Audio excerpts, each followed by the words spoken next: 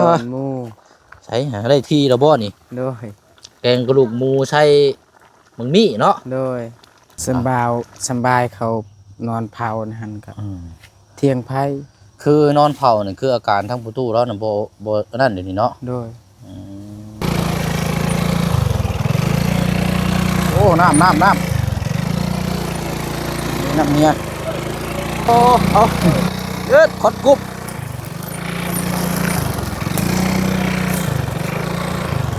รถเนาะควันเล่นเขาสวน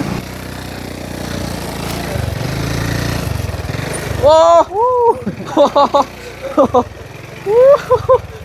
เร็วดิ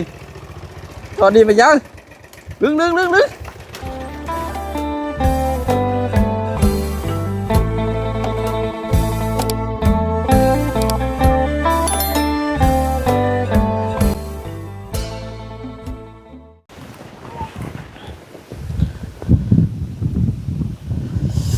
โอ้ยพูดแอะนี่เนาะอยู่ใกล้กองไผ่นี่อุ่นยังบ่พอเลยพี่น้องเอ้ยจักสิแม่นยังอยู่ในหม้อนี่บาดนี่เนาะโอ้ยเบิ่งคือหอมแท้นี่หม้อน้อยทั้งกระเจืองนี่เนาะเบิ่งรุ่นมึงก่อน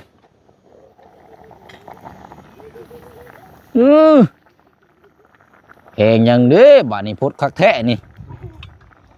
ป้าตั้งแต่ติดตามมาพี่น้องเอ้ยหาก็เห็นกับข้าวกับน้ำทางน้องๆเพิ่นเฮ็ดมื้อนี้เนาะโอ้ยย้อนว่าเฮายุกย้ายมาหม่องใหม่นี่แหละพี่น้องเนาะ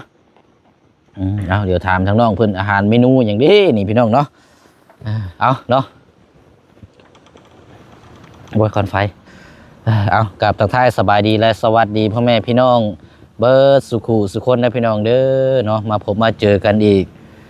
คือเก่าคือเดิมพี่น้องเนาะมื้อนี้ก็มีข่าวดีมาแจ้งพี่แจ้งน้องFCเฮาแล้วก็ที่แจ้งบอกทางน้องๆเพิ่นนำเนาะพอดีว่ามีทางพี่ใจดีอยู่ทางฝั่งไทยน้องพี่น้องเนาะเพิ่นก็บ่ให้ซื้อประสงค์ออกนามเพิ่นได้รับได้ชมก็ติดตามเคสของทางอาเจืองแล้วก็ทางน้องหางเนาะแล้วก็พี่น้อง FC เฮาเนาะหลายคู่หลายคนพี่น้องแต่ว่ามามื้อนี้ทางเอ้ยเพิ่นได้ติดตามแล้วก็เพิ่นอยากมีส่วนร่วมสมทบสร้างบ้านให้สร้างกระเจืองเนาะพี่น้องเนาะทางเอ้ยเพิ่นก็ได้โอนเงินมาให้ทางหมู่เชียงไว้ดำเนินการแล้วเนาะพี่น้องเนาะก็เป็นเงินอยู่2,000 บาทเนาะ 2,000 บาทก็หักค่าเปอร์เซ็นต์ออกไปก็สิเหลืออยู่ประมาณ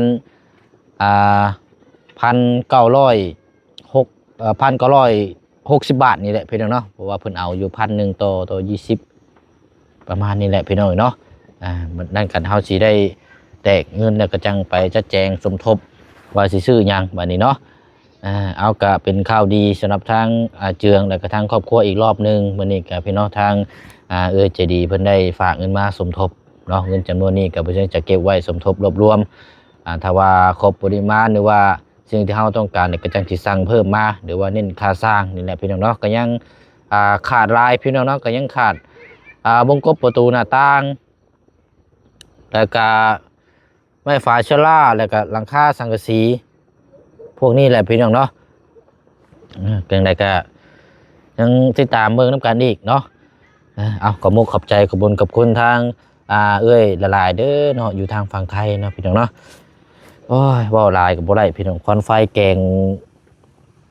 ห้อยเข้ามานี่เนาะเสพตาห่วยผมยังห้องอยู่นี่บ้าเบิ้งเปิดย่ำเลยจะเทือนใจทุกครั้ง เอาเดี๋ยวว่าแจ้งทางอาเจืองเนาะพี่น้องเนาะแล้วก็ทางครอบครัวเพิ่นแล้วก็ถามเมนูก่อนอันนี้เนาะเมนูอย่างเว้นี่พี่น้องเอ้ยเนาะเอาละทางน้องเพิ่นจับกล้องให้เนาะโอเคเอานอนกลางคืนนี่ก่อไผ่นี่หมู่ว่าวได้นี่เนาะโดยสวดได้นี่เนาะสบายดีเด้อเอาเนาะสบายดีเนาะนางนี่เนาะได้คนน้อยได้สะใจบายดีเป็นยังไงเบิ่งเด้ออย่าเผลอได้เด้อจังหน่อยลูกนี่แหละเนาะ มาเป็นไปได้ก็หาแนวขันประตูตัวนี้อีกเนาะ โดย นี่เจืองเจ้าเอาลักอันนั้นก็ได้นี่ โดย ลักคือว่าเสาอยู่พุ่นคือว่ายังมีอยู่เนาะ โดยมี มาตอกนี่ลักขึ้นประมาณนี่แล้วก็ตอกใส่ตัวนี้กันไว้ โดย สูงๆนี่จังน้อยนะ โดย พลักนี่กำลังดื้ออยู่ซ้ำเนาะ โดย เอาเนาะมาถามเมนูกันมันคือหยังอันนี้นะ คือ หืม หมักมี มันมี โดย โอ้มันมีใส่แกงใส่หยักษ์อะนะ ใส่หมักมีเห็ดแกงหมักมี แต่บ่เสียงเบิ่งคือว่ามีตอนหยังพวกหมูพวกหยังบ่ ตอนหมู อืมแกงเหมาะหมอน้อยพอดีย่อมเย้าใช่เนาะ โดย เป็นตะเอ้ออยู่นี่ ตอนหมู ใส่หาได้ที่แล้วบ่นี่ โดย แกงกระดูกหมูใส่มังมีเนาะ โดย มันคือจืดแท้จุมเจ้าบ่ได้ใส่หมักพริกบ่ จักแหละน้องหังเห็ด ไผเมนูไผแม่ครัวอยู่เฮิงเพิ่นบ่ โดย อืมเอาหมักพริกใส่น้ำเนาะ โดย มันจังแซ่บกินเผ็ดหลายๆแล้วมันจังมีเหือมีแห้ง โดย อันนี้เมนูรอบค่ำอันนี้เนาะ โดย เมนูรอบค่ำเดี๋ยวค่ำคืนที่สองได้นี่พี่น้อยเนาะนอนเข่าได้สะหนึ่งนะบ่เนาะ ยัง มาหนึ่งบ่ บ่ได้นึ่งข้าวแรง เอ้าอุ่นเอาซะบ่ โดยกินแต่ข้าวนึ่งแต่เช้า เอออืมเอาซะเนาะพอดีเลยเอาเดี๋ยวเอานั่งนี่ก่อนก็ได้ละนั่งดีๆนี่ก่อนก็ได้เนาะน้องฮังเดี๋ยวนั่งอยู่เทิงหันก็ได้บ่เป็นหยังเนาะเดี๋ยวฟังน้ำกันก็ได้เด้อ โดย แต่ว่าน้องเพิ่นอาจจะได้ยินแล้วพี่น้องจะว่าเดี๋ยวแจ้งเพิ่มเติมน้ำก็ได้เนาะ โดย แจ้งเพิ่มเติมอีกเอาแจ้งข่าวดีอยู่แกงหม้อกับข้าวนี่แหละพี่น้องเนาะ โดย เอาพอดีว่าบ่เชียงข่าวมารอบนี้ก็พ่อมีข่าวดีเนาะมีทางเอ้ยใจดีอยู่ทางฝั่งไทยเพิ่นฝากเงินมาจำนวน 2,000 บาทสมทบซอย โดย บ้านเฮือนซานนี่เด้อล่ะเด้อ โดย เอาเงินจำนวนนี้อ้ายจะเก็บไว้รวบรวม โดย จำนวนที่เดือที่ว่าแจ้งไปก่อนหน้าเนาะ โดย ถ้าว่าขาดหยังหรือว่าจังใดก็เดี๋ยวสิพร้อมดำเนินการเลยเนาะ โดย เอาเป็นว่าเงินจำนวนนี้เดี๋ยวอ้ายจัดการบริหารเองคือว่ามันขาดอันใดเดี๋ยวอ้ายสิจัดการเลยเนาะ โดย แต่ว่าทางเจืองแล้วก็ทางน้องฮังเนาะได้รับข่าวดีแล้วแล้วก็เป็นจังใดเนาะดีมกดีใจอยู่บ่ล่ะ ดีใจแฮง เอาดีใจแห้งบุดีใจแห้งก็คือว่าแล้วพี่น้อยมื้อนี้บุเชียงบุกไปอันยังไปหม่องไปเอาน้ำนะ โดย โอ้สอนรถจักรเนาะขาสั้นยังชันอยู่เลยนี่ โอ้โหก็ยังติดขัดเรื่องน้ำเนาะ โดย น้ำใส่พี่น้อยน้ำใส่น้ำอยู่น้ำเงี้ยแดะเพราะว่ามันสิว่ากับถ้าเฮาสิเอากับคนอื่นมันก็บ่ยากเนาะ โดย เรื่องของเฮาแต่ว่าก็ถ้าสมมุติคือเจาะจังซี่ได้สละแพงอยู่บ่ จักและเดือนนี้ แต่ก่อนนี่ได้เจาะเท่าใด แต่ก่อนนี่เขาเจ้าหันเจาะประมาณ7 ล้านแต่เดี๋ยวนี้แพงฮอด20 มันบ่ถึงแต่แถวนี้ก็เจ้าน้ำนี่โหดแห้งอยู่ดอกเนาะ โดย บ่ไหวพี่น้องแบบเข้าโตแบบป้าแต่ว่าโซนแถวนี้นี่น้ำน่ะเจ้านั่นนี่ดอกมันต่ำเนาะ โดยตาม แต่มันจะอยู่นะเนาะจะมีแต่ว่าเฮาติ๊กเอาตามห้วยตามห้องคือไปเอาซื้อแตะเก่าเท่านั้นเนาะ โดย โอเคเอามีแต่ว่าให้ทางอาเจืองนุบมือขอบมกขอบใจขอบคุญขอบคุณทางเอ้ยเพิ่นในเด้อเนาะทางพี่ใจดีทางฝั่งไทย โดย เพิ่นติดตามตลอดได้เนาะ โดย แล้วก็ทางพี่น้อง FC เฮาเท่านั้นเนาะก็โอ้พี่น้องเอ้ยติดตามปานเรื่องละครว่าซั่นเนาะก็ โดย คันสิว่าก็แม่นพี่น้องเนาะเพราะว่าเฮาเฮ็ดเวียกเฮ็ดงานไปตามสเต็ปตามขั้นตอน โดย ว่ามีหยังก็แจ้งพี่แจ้งน้องได้ทำฮู้นํกันเบิดเด้เนาะ โดย เพราะฉะนั้นกันนี่แหละพี่น้องเพิ่นเอาเสียงลงคลิปปักนี่ก็มันเร่งขึ้นมานี่ก็โอ้ยดีใจแท้บ่ซั่นเนาะได้เบิ่งคลิปทั้งอาเจืองทั้งน้องฮัง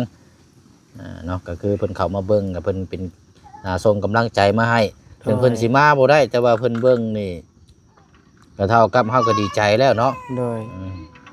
คือบ่เสียงนี่ก็คือการบ่เสียงถ่ายคลิป มีคนเบิ่งมีคนชมนี่โอ้ยดีใจเลยพี่น้องแบบว่า เอาง่ายซะบ่กินข้าวก็ได้ โดย มีคนเบิ่งคนชมแล้วมีคนแบบว่าให้กำลังใจจังซี่ โดย กินข้าวนี่ก็นั่งยิ้มนำได้ก็รู้สึกว่าโอ้ดีหลายนะ โดย กินข้าวกินน้ำนี่นั่งยิ้มนำบางเทื่อคิดว่าเจ้าของเป็นบ้าพุ่นแหละว่ามันความดีอกดีใจเด้ โดย บ่เชิงนี่คิดเป็นแนวนั้นได้เพราะว่ามันหายากคนที่สิใส่ใจได้คนสิเบิ่งสิแยงเฮาเนาะ โดย เพราะฉะนั้นมื้อนี้ก็คือกันนั่นแหละให้เจ้าตั้งมุกตั้งใจตลอดไปให้เสมอต้นเสมอปลายเด้อล่ะเด้อทางครอบครัวเนาะ โดย เอามกขอบใจทางเอ้ยเพิ่นเนาะอวยพร โดย ใส่ ขอบใจหลายเด้อทางเอ่ยใจดีขอให้อยู่ดีมีแฮงขอให้เย็นเป็นสุขขอให้เอ่ยใจดีสุขกายสบายใจนอนหลับขอได้เงินหมื่นตื่นมาขอให้เจ้าได้เงินแสนให้อายุมันคนยืนเมิดครอบครัวและก็ขอบใจ FC เมิดทุกคนกาที่ได้ติดตามรับชมของซอง YouTube เบาเสียง โดย ก็ถือว่าขอบใจหลายๆเบิด FC เบิดทุกคนสาธุ เอาน้องพี่น้องเลยกะตรงที่ว่าตอนนี้ก็คือทางน้องเพิ่นนี่ โดย บ่ได้มีโทรศัพท์ใช้ตอนนี้นะ โดย ติดตามข่าวหรือว่าเบิ่งช่องเจ้าของนี่คนจะยังบ่ได้เห็นได้นี่เนาะ โดย เอาอะไรเนาะก็ดีใจนำเด้อน้องเด้อ โดย เออคืออันอ้ายคือว่าเห็นทั้งเราไปแก้พื้นอยู่ใช้ก็ แล้วแค่พื้น คือว่าไป เข้มห้วย ไกลตื่อยู่บ่ล่ะ บ่ไกลปานใดมันบ่มีทางนี่ คือเห็นเราขี่รถจักรมานี่บ่ แม่น แล้วเอาไปเอาอยู่ใช่นะ ยันเขาปะในชวนนี่แหละรถจักรแล้วเขาไปเอาไปแบกเอาพื้น เพราะอันนี้เราเอาพื้นไม้มงเพื่อนทั้งไปตู้ที่ว่าเสียเด้เจ้าไว้จุ เขาหอบแต่เช้านี่ก็เขาว่าผู้ละหน่วยไปนอนเผาแล้วว่ายังแต่ผัวเราเด้ อืม แบบก็บ่ดีคือกัน เอาตัวนี้ผัวกับอาการหนักบ่ โดย โอ้ แต่ว่าเขาหอบแต่เช้านี่ก็ให้ไปนอนเผาในนั้น เอาง่ายๆจ้ะตัวนี้คือทางพ่อตู้เรานี่ อาการนี่หนักเนาะ โดย ตัวนี้มีไผใส่อยู่เฮือนแล้วกระตุกเราซั่น ยังบ่มีไผแต่ว่าจังหน่อยค่ำจังหน่อยมีคนมาอยู่ เขาแต่งเป็นหน่วยเป็นหน่วย แต่งเป็นหน่วยเป็นกลุ่มเนาะ โดย มื้อนี้หน่วยหนึงไปเฝ้า โดย อืม เขาก็ลำบากเบิ่งแล้วกันอีต้นล่ะ เพราะว่าคันสิว่ากับลูกหลานเนาะ โดย เนาะต่างคนต่างถิ่น โดย มีแต่อาศัยอำนาจผู้ปกครองในบ้านนั่นแหละเนาะชี้แจงน่ะเบิ่งแยงนํกันเนาะบ้านเมืองเฮาเออ เขาอยากน้ำอยากข้าวก็ห้องบ่ได้จักนะห้องน้อยได้ยินคอยแท้ อันทางประตูอ่อนบ่ แม่น บัดเราออกบ่มีเสียงสิบ่ แม่น อืม นั่นแหละอีต้น เด้อๆฮะเด้น่ะอ้ายเราน่ะไปเบิ่งไปซอยเราบ่จักหน่อยบ่ ใช่ ไปเบิ่งก่อนนะเด้น่ะเดี๋ยวว่าเอาพื้นซอยเราจักหน่อยเนาะ โดย เอาเดี๋ยวแกงนี่ทางอันลงหางเบิ่งแล้วล่ะเด้อเดี๋ยวว่าเอาไม้ขึ้นเพราะว่าบ่เสียงเห็นเราแกไม้ใช้รถจักรเด้ โดย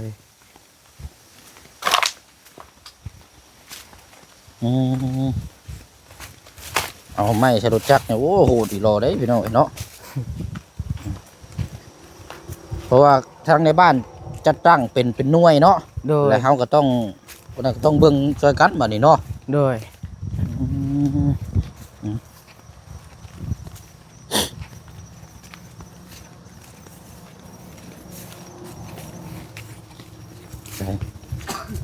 โอ้ฮันเด้โอ้ยใช้อ้ายแล้วหรอบ่ ตาเว้ยเฮาตาเว้ยเฮา โอ้สิลบเลย โอ้ยวันไหนมาเอ็ดมัน Này à, vậy อื bạn. มดูเนาะ Bây giờ thì vui lụm rồi à. Rồi làm nó tươi, vậy là cái tạ bạc kia vô. โอ้ดีโล Rồi อัน đâm นี้ nó เนาะ hạt tệ, lúc qua priya. เอาไปช่วยเอ็ดบนยุบนโดนห้างคือมัน Ờ, นี่น้องไป không ช่ว là ย bàn tệ. ตัวหน่วยล่ะ โ พื้นนี่ล่ะสิเอาเมื่อจุเนาะอันนี้คือเฮ็ดอันเป็นหน่วยใช่บ่อ้ายอืมจักรอบแล้วจะเอาเมื่อ ชามนี้หมด ฮะ ชามประเทศตัวนี้ 3 รอบนี่บ่โอ้มัดใส่น็อตเนาะเบิ่งโคตรดีเนาะนี่เนาะบ่อนเนาะโอ้ เมื่อเดือนนึงนี่บัดนี้แกปะนั่นน่ะอาบน้ำเลยงั้น วันนี้พอแล้ววันนี้เนาะ พอแล้วเขาเองเอาเงิน ที่กี่ว่ายังบ่ทันได้คนมาแล้วเลยอันเดี๋ยวว่าสิให้ทางไอ้เจียงมาแบกซอยเบิ่งนํกันนะ โดย พอดีมาโดนทางอ้ายเพิ่นเฮ็ดแล้วเลยเนาะไว้ดีดอกเราเมื่อแล้วรอบ2 รอบอ่า สบายเขานอนเผานะฮันกับ อืม เที่ยงไพ่ คือนอนเผานี่คืออาการทั้งประตูแล้วน่ะบ่นั่นเดี๋ยวนี้เนาะ โดย อืมเพิ่นสิเว้าก็ส่งเมียแล้วก็บ่ขออนุญาตนํแบบบ่ดีบ่งามก็คือทางผัวดีนะไอ้เนาะ โดย โดย มืออื่นข้าเจ้าเอ็กไปเอา เปลี่ยนกันเนาะ โดยมือนี้แบบหน่วยเราเป็นหน่วยที่1แล้วก็เราเอา อันนี้คือเอาเมื่อแล้วก็เอามาไว้จุเนาะ โดย โอ้อากาศหนาวซ้ำเนาะ โดย อ้า โอ้บ่ได้ไผนอนบ่หลับ คันบ่ แล้ มี ว ไผนี่บอกได้โลดนี่เนาะ โดย มีไผอยากอยู่เด้ ก็นอนแจ้งเขาเนื้อ อืม ไผ่ อันนี้แค่ได้มีไผพื้นน่ะอยู่นํกันจนแจ้งพอแล้วเนาะ โดย มันเบิ่งนํกันโอ้โดย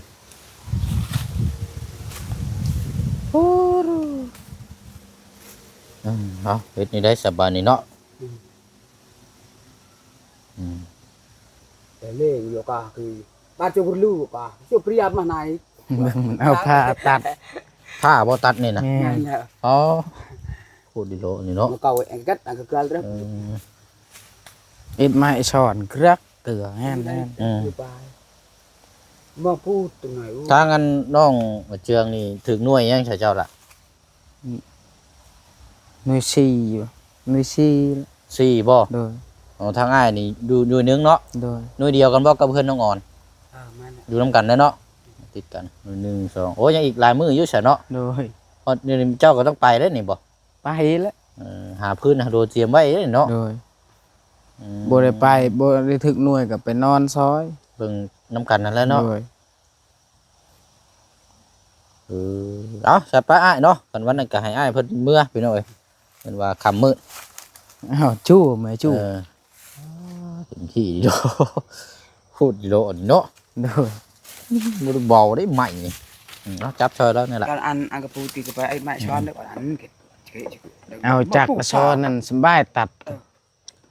เนาะ พื้นนี่ บ่มีลายบ่ใส่อยู่นี่นะ มีลายเบิ่งมันหักอยู่ ใหญ่หมด โอ้คันว่านั่นก็หาทางน้องสอนมาตัดเนาะ โดย ตัดไว้แล้วก็เรียงบ่ได้ปิจุ โอ้ยคอยแบบนี้บ่ นี่รอ แกบ่ได้ ผ้าพัน แล้ว เนาะ มัน เอ้า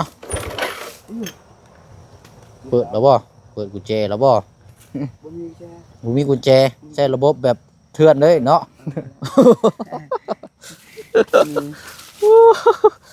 เอาดุดไปเลยเนาะอังหน้ากะเอา มีโอ้ย โดยเอาใครอยู่ติดง่ายอยู่เนาะรถกะเบิ่งเด้อมัดดีอยู่บ่เอาคอยได้เนาะโอ้เราใส่ลายอยู่เนาะ โดย คอยเมื่อไอ้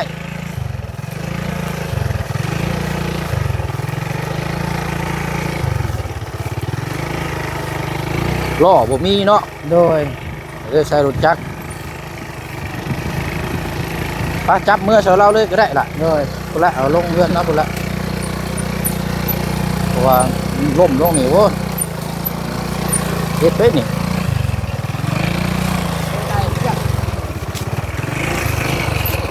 ค่อย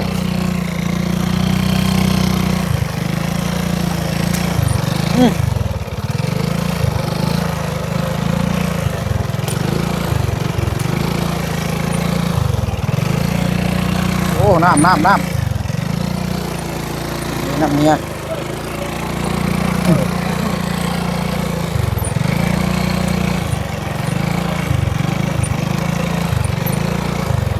แล้วพุ่นละครับเดี๋ยวไปลงซอยเล้าพุ่นละ โดย บ่ไกลพุ่นเลยหรอก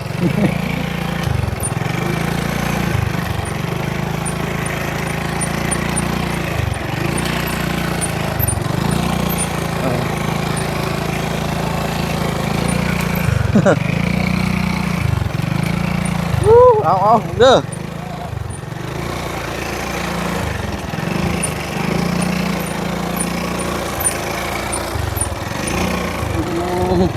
đây thằng đây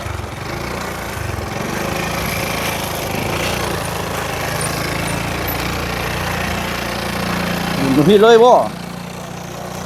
ô chết khót cúp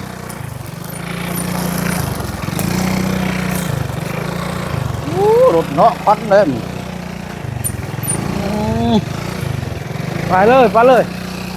ô khẩu húa này khẩu xuống ô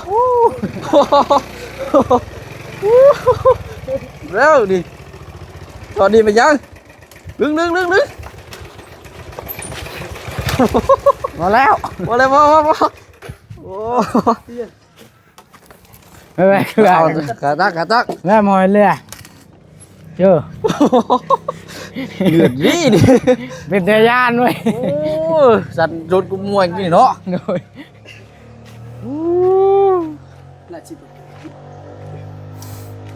cái này cái tật này cái cả đó cái soi đó là โดย เอาลงนี่แหละจุนี่แหละหนึ่งซองกอง3กองพอได้นี่เนาะ โดย mặt nằm chén nè อืม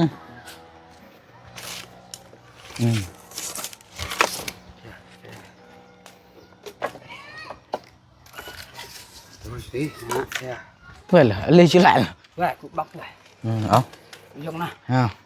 นี่เรามารอบหนึงแล้วนี่เนาะ โดย รถจักรได้นี่พี่น้องเนาะโอ้โห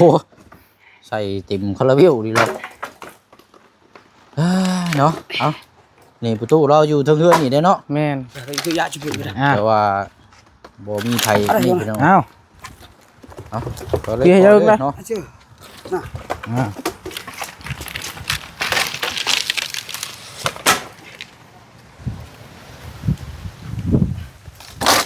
เอา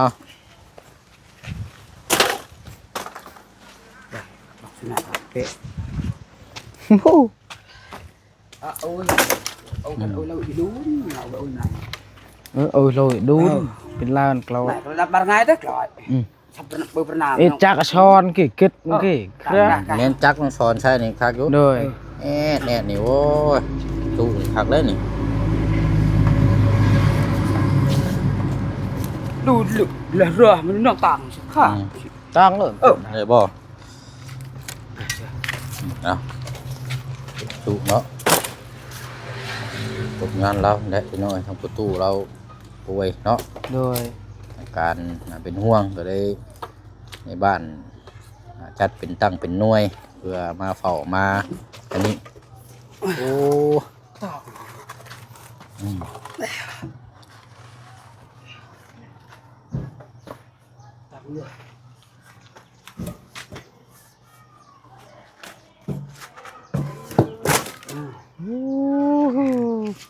ถักกะดีนี่เนาะโคตรดีเนาะนี่พี่น้องเอ้ย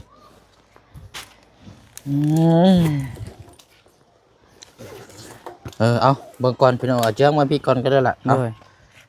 เอา ย เห็นแล้วก็ซึ้งน้ำใจน้ำพี่น้องเอ้ยทางผู้เชี่ยงกันเพราะว่าจักสีซอยได้จังใดมีแต่ว่าสีนำเงินนี่แหละจำนวนหนึ่งพอได้เพราะนั้นก็เจ้าซื้อกาแฟเนาะนั่นก็ซื้อกาแฟมานั่งมาต้มน้ำกินอยู่นี่เนาะ โดย จักสิได้จังห่อได้พี่น้องแต่ว่าก็เอาจากซอยเนาะจังใดก็ตามกำลังนั่นแหละพี่น้องเห็นกันแต่ว่าเป็นภาพหนึงเนาะ โดย แย่งกันดีแล้วพี่น้องไปบ้านจุ่มกันโอ้อ่านสิล่มเลย sẽ đầu tư lại này อืม này chưa เดี๋ยวเอาเจือกเอาอันนี้ครับเอาอันนี้ไอ้อันนั้นให้ทางอ้ายเพิ่นแล้วก็จะพากันจัดแจงเด้อ โดย เดี๋ยวเอา โดยขอบใจเด้อ เดี๋ยวเอาเด้อได้เด้อซื้อกระพงกาแฟได้เด้อ ใช้น้ำมันเจ้าก็ได้จำนวนหนึง จังกาแฟแกะ ชื่อกาแฟชื่อหยังมากินน้ำมูกกูนะเด้อ โดยแล้วว่าเอาไว้น้ำคอยเห็นว่า อาบน้ เอาเจ้าก็สิมาหนีบ่ซะ แม่นมากคือกัน ซึ่งก็ให้ทั้งน้องลาจัดแจงชื่อกาแฟเป็นถุงก็ได้เสียเด้อ โดย กาแฟเป็นถุงหรือว่า แล้ เป็ วน ก็ พวก บอกว่า เออ เบาเสียงซอยเพิ่นว่า โดย โดย เอาเด้ออ้ายเด้ออยู่ดีไม่แห้ง แกให้ เนาะ จ้างกาแฟแกทำดำคือเยอะแกทำ ำเด้อ เดี๋ยวทางอาจารย์จัดแจงอีกเทีนึงเนาะ โดย โดยฝากน้ำเด้อเด้อ โดย เอามีแต่ว่าคำมืดแล้วเสียบุเชียงก็สิได้ลาก่อนเนาะ โดย เดี๋ยวเพราะว่านั่นก็สิได้เดินทางได้บาทนี่ โดย สิประมาณ10 โมงอันนี้เข้ามาเบิ่งอีกเทีนึงเด้อ โดยมื้ออื่น อืม น้องสิไปตัดกล้วยก่อน โดย เพราะมื้อนี้บ่ทันเลย ประมาณอ้ายสิเดินทางประมาณ10 โมงเอ็ด โด ห ย รือว่า10 โมงหรือว่า11 โมงนี่แหละเนาะ โดย ช่วงนี้แหละเนาะจะมาสิเข้ามาหาเจ้าก่อนเนาะ โดย โดยปะเอาอยู่ดีมี ส แฮง บายดีเด้อ โดยเอาเอาไม้เลยไปเสียงเบิ่งไปนี่เนาะเอาไปแยกย้ายเนาะอากาศมันเย็นเนาะ